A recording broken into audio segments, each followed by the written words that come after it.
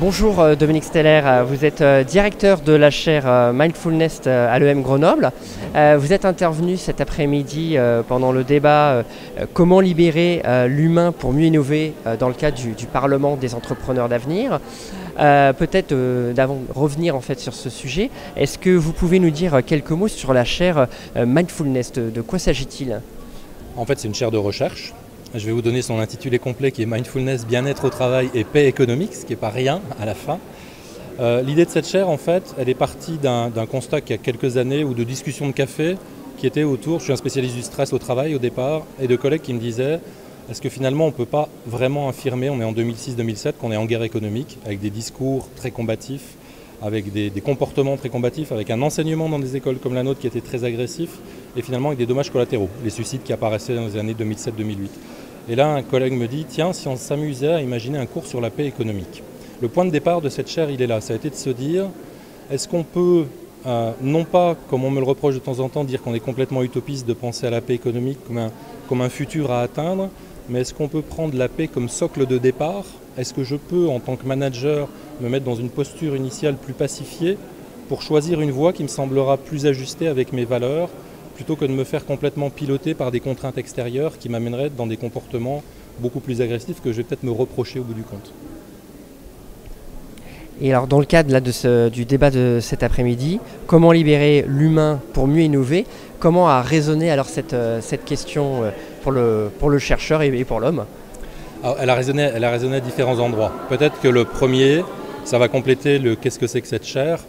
L'idée de la chaire est partie sur un thème que j'ai évoqué pendant la session, qui était de changer le paradigme en fait, et d'arrêter de penser cette phrase de l'homme est un loup pour l'homme, qui est de Hobbes. Et en fait, cette phrase, c'est qu'une petite extraction du texte. Si je vais jusqu'au bout, elle dit l'homme est un loup pour l'homme en situation de danger. C'est-à-dire que si je le mets en situation de danger, il devient agressif. Par contre, si je le mets en situation où il est en sécurité, où il est en tranquillité, il va pouvoir devenir créatif, qui est totalement différent et qui change complètement le paradigme. Et qui nous a amené, nous, à dire, si ce discours-là est faux, est-ce que le discours du partage, est-ce que le discours d'un homme qui à un moment donné se redresse et qui dit je me redresse parce que je comprends que mon seul moyen d'exister et d'exister correctement, c'est de me mettre en lien à l'autre et de partager avec lui, ça c'est le choix qu'on a fait, c'est notre point de départ en disant redonnons ce but-là à l'entreprise. Le but de l'entreprise, c'est s'inscrire dans la cité, contribuer au tissu social et participer au mieux vivre ensemble. Et pour ça, bien sûr, il faut qu'elle soit pérenne financièrement. Sur le thème de cet après-midi, sur comment libérer l'humain à cet endroit-là, la question elle est un petit peu compliquée pour moi parce qu'elle est issue du paradigme initial. C'est-à-dire elle est issue d'un paradigme qui semble dire l'humain au travail est sous contrainte.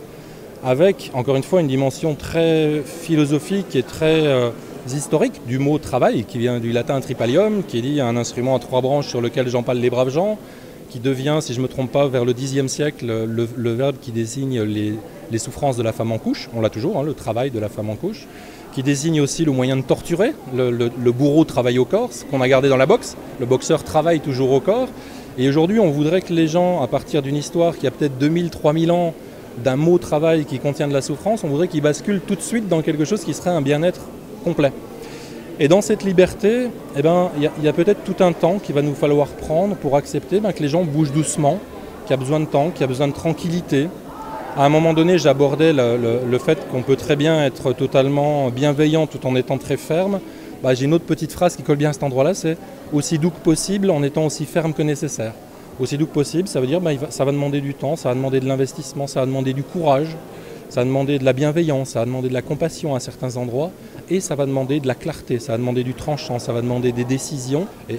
Et ma conviction, c'est que le travail d'un dirigeant ou d'un manager, c'est ça. C'est se mettre au service et dégager des espaces, mettre l'autre en sécurité pour qu'il puisse faire ce qu'il sait le mieux faire en tant qu'être humain, c'est-à-dire créer, quelle que soit sa dimension créative. Très bien, merci beaucoup Monsieur Steller. Au revoir. Au revoir.